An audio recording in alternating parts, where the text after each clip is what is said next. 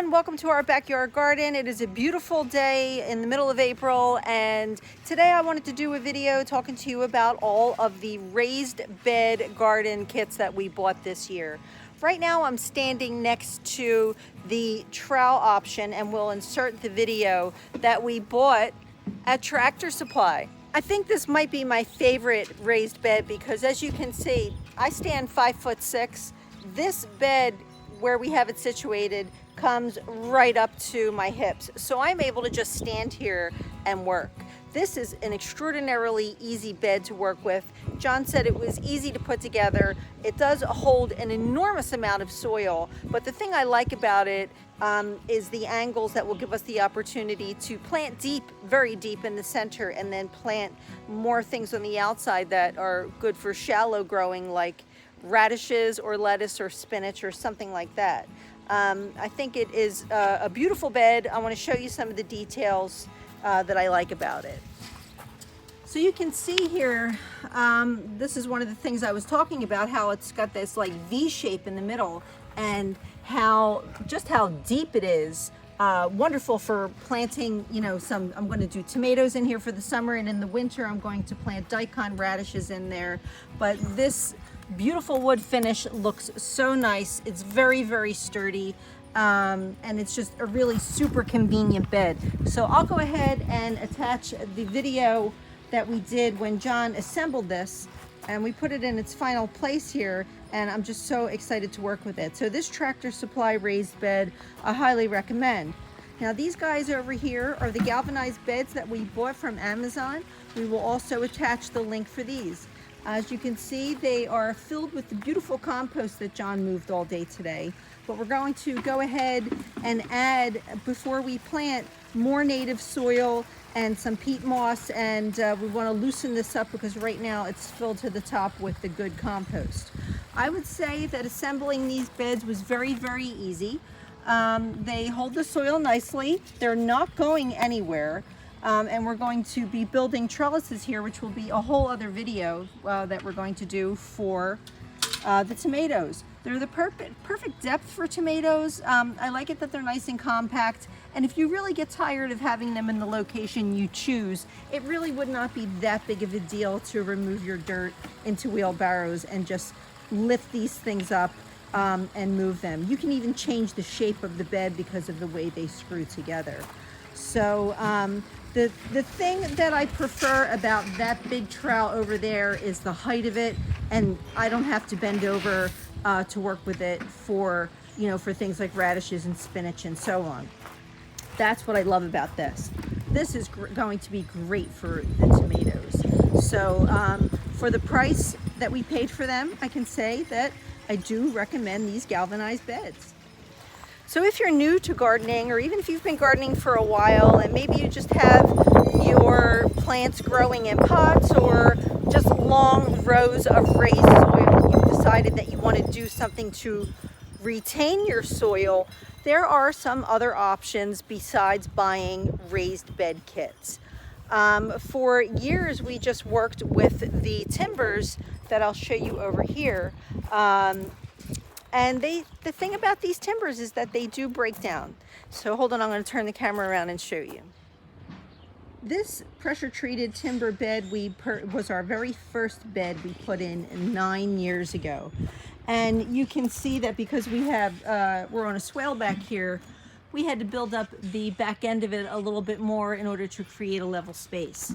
But over time, they have worn down, and it's taken 9 years for it to get this bad. We're going to have to do some repairs on it.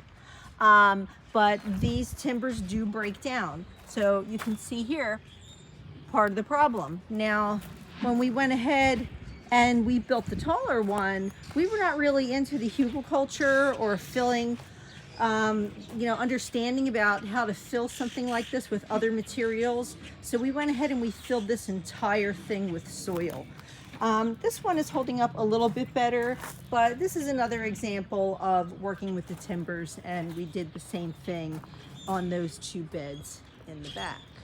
Now this row of beds here behind me, I kind of wanted to cheat a little bit, and I thought, all right, I don't think we need to really do like true raised beds. I just want to be able to retain the soil. So we went ahead and we used long railroad type nails for the ties, and we just drove in the 8-foot timbers on the sides, just something to hold the soil in.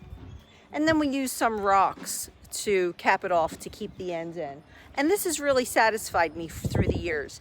If these timbers start to break down, we can either do rocks or something else. Now, one of the things that we decided, the next adventure after this was to go ahead and try the cinder block method, which I personally really liked a lot. Now, when you work with a cinder block bed like this, you really do need to make sure that your ground is level.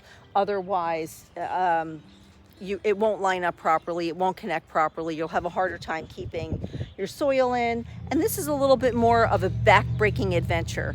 John painstakingly came out here and did all of this. We are not bricklayers, we are not construction people. Everything that you see us do, we've done.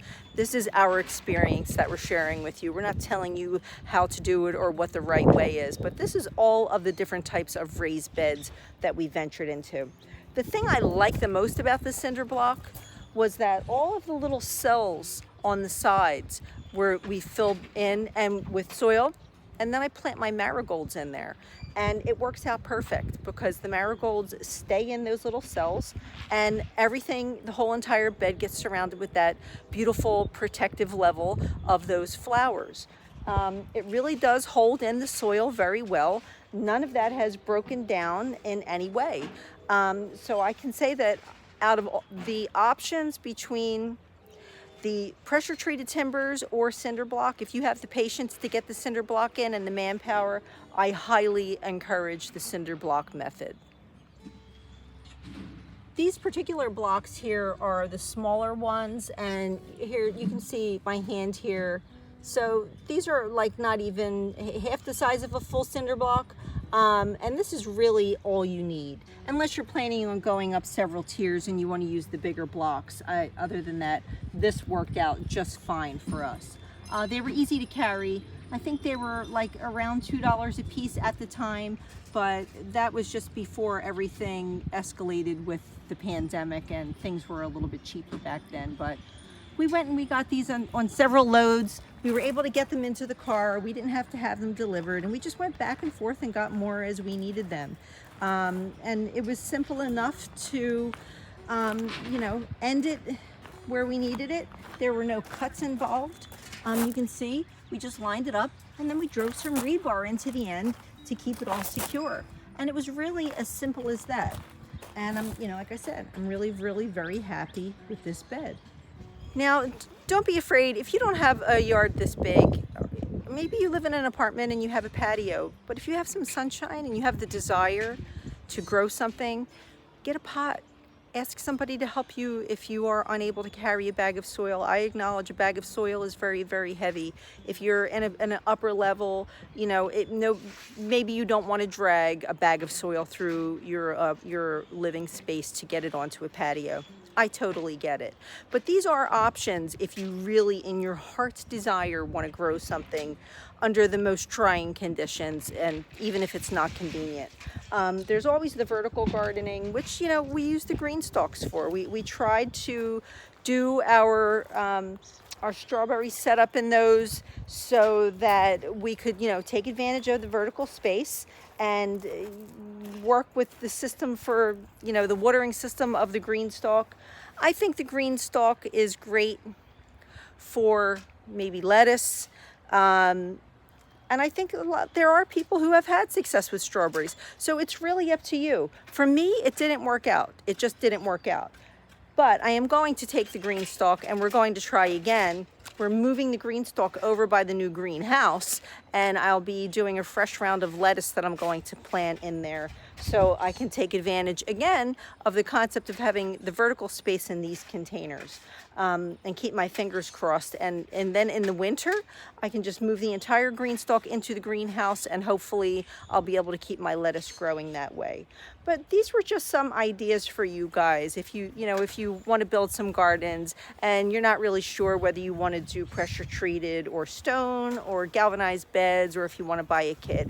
It really all depends on how much space you have, what your budget is, and what your manpower is. If you have a bad back, that's something you should take into consideration.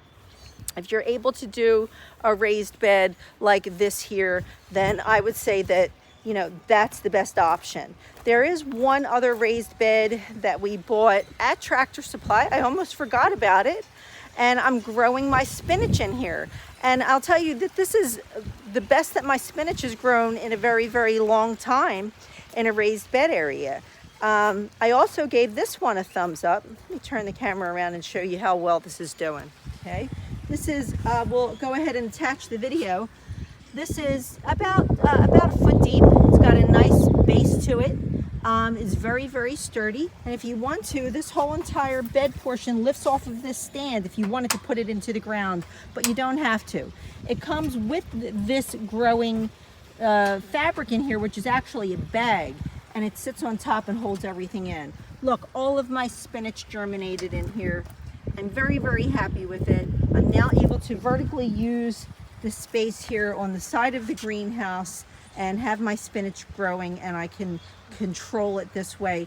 And look, the thing is, I don't have to bend over. Everything is right here at my arm's reach. And something else that we're doing, as you can see here behind me, we bought a bunch of scrap material that we built a small retaining wall around the base of our greenhouse, not just for retention purposes, but for the opportunity to plant flowers. So that's another way that you can consider having a raised bed. And then if you have it in your budget, or you have the access to maybe some scrap stone, you can get stone pieces, and now you also have a seating area. So you're working, you want to come, you want to sit down here. Now you have the option to sit down and work on your flowers, and it's very convenient. It's very, very nice, and you can just sit here and look at everything that you're growing, and it just becomes a whole new destination when you take advantage of a space like this. While I'm sitting here, I couldn't help but take the opportunity to once again show you our tulips that we're growing from Costco. I am in love with these tulips. I'm going to attach the video, and if you're new here, I'm going to ask you to go back and watch this video called Tulip Fever, which is just a close-up to the insides of these flowers, set to music. We just absolutely love the video, so I'm taking every opportunity I can to ask people to watch Tulip Fever. So if this is your first time stopping here at this channel, this is our backyard garden, and my name is Lee. We have a lot of projects going on here. We just built this wonderful greenhouse that we bought at Costco, which is by Yardistry, and we'll attach the video link for everything that we did here. If you like this kind of content, please consider subscribing to our channel and hit the notification bell so you never miss an upload. And if you like this content and you like the video, please give us some hearts and some thumbs up, and make some comments. We love hearing from you guys. So anyway, I hope that gave you some ideas on different types of raised bed gardening that you can do. Whether you're a new gardener or an experienced gardener, there's always some ideas out there to help inspire you. So anyway, guys, thanks for stopping in, and I'll see you in the next video.